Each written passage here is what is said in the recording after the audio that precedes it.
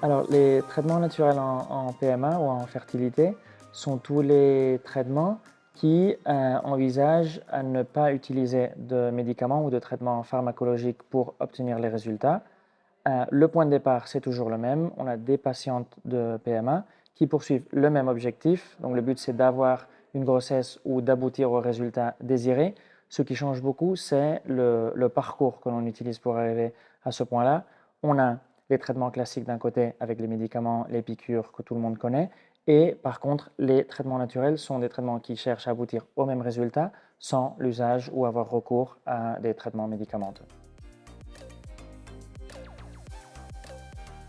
Donc ces traitements sont effectivement liés au cycle menstruel de la femme, puisqu'on ne va pas utiliser de médicaments, on a besoin que la cyclicité du cycle menstruel chez la femme soit conservée. Donc ce sont des traitements que l'on utilise chez des femmes qui ont des cycles assez réguliers, donc entre 25 et 35 jours, et on dépend entièrement sur la physiologie conservée de ce cycle-là. C'est-à-dire on démarre toujours avec le premier jour des règles et on fait un suivi les jours successifs jusqu'à aboutir au moment près de l'ovulation lorsqu'on va recueillir ces ovocytes ou transférer cet embryon, mais on doit toujours se baser sur un cycle qui soit conservé effectivement.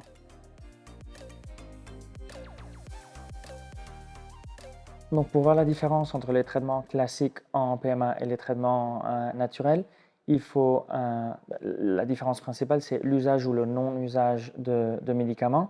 Pour un traitement classique, on démarre toujours avec des piqûres, des comprimés, etc. Alors que pour des traitements naturels, on n'a besoin d'aucun médicament ou le strict minimum.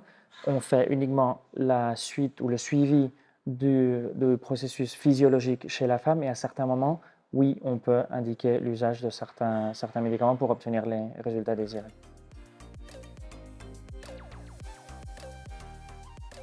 Donc les traitements naturels sont spécialement indiqués ou on peut les envisager dans un profil de patiente assez spécial. Si on pense classiquement, lorsque la PMA s'est développée, on parlait toujours de couples hétérosexuels qui avaient des difficultés à avoir une grossesse à la maison, alors que de nos jours, on a de plus en plus de femmes seules ou de couples de femmes qui vont voir des centres de fertilité pour avoir leurs enfants, avoir leur projet de famille. Il ne faut pas considérer que toutes ces femmes ont des problèmes spécifiquement de fertilité. Ça peut être le cas, on peut le découvrir plus tard, mais a priori, il faut considérer que ces femmes n'ont pas un problème de fertilité. Dans ce cas-là, pourquoi avoir besoin de médicaliser ou d'hypermédicaliser une étape de la vie qui n'est pas forcément nécessaire? Donc, chez ce profil de femmes pour une stimulation, on peut envisager de faire un traitement naturel.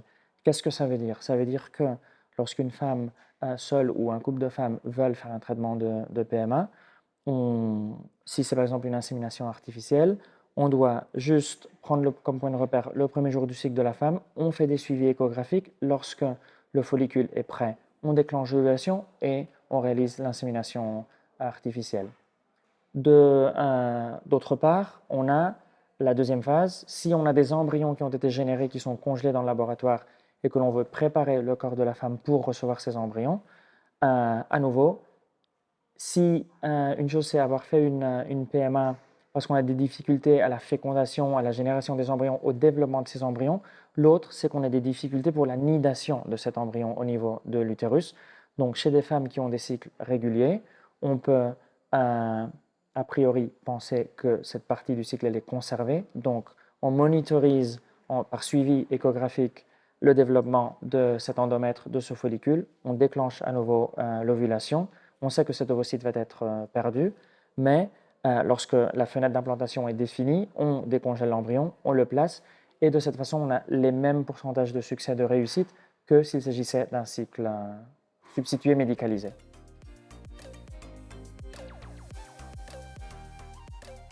Alors pour savoir comment se déroule, comment sont les démarches pour un cycle naturel, du point de vue médical, c'est assez simple puisqu'on va éviter d'utiliser le plus possible des médicaments, comme on avait dit aussi auparavant.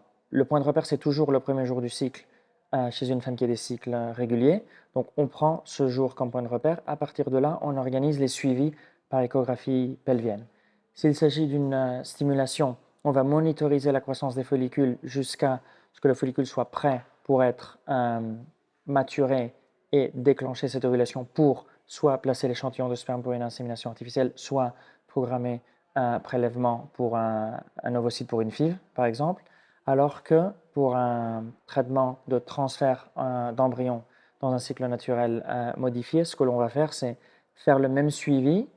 Cet ovocyte ne va pas être utilisé ou récupéré, on va justement provoquer son ovulation pour qu'il soit libéré, pour que le corps jaune se produise par la suite, commence à produire de la progestérone et calculer la meilleure fenêtre d'implantation pour placer l'embryon et disons, simuler une nidation qui se soit produite de façon naturelle chez un couple qui a une grossesse naturellement à la maison.